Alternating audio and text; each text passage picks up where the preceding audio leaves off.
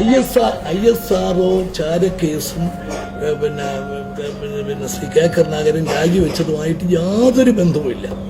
നിങ്ങളൊക്കെ മാധ്യമങ്ങളിലുള്ളതല്ലേ.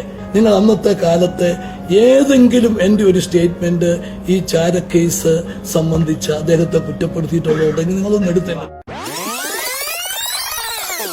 കെ കരുണാകരന്റെ രാജി ആവശ്യപ്പെട്ട് എ ഗ്രൂപ്പിന്റെ നേതൃത്വത്തിൽ 1995 നടന്ന രാഷ്ട്രീയ നീക്കത്തിന്റെ മുഖ്യ വിഷയം ചാരക്കേസായിരുന്നുവെന്ന് തിരുവനന്തപുരം ബ്യൂറോ റിപ്പോർട്ട് ചെയ്തു. ജില്ലാ കേന്ദ്രങ്ങളിലെല്ലാം പൊതുയോഗങ്ങൾ നടത്തി കെ കരുണാകരന്റെ രാജി ആവശ്യപ്പെട്ടത് ഉമ്മൻചാണ്ടി തന്നെയാണെന്നും റിപ്പോർട്ടിൽ പറയും.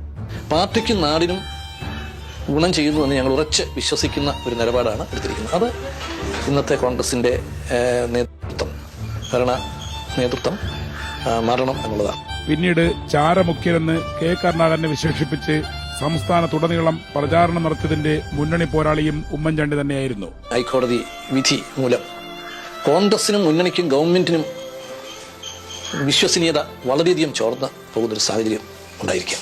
അതിന്റെ ഉത്തരവാദി മുഖ്യമന്ത്രി തന്നെയാണ്.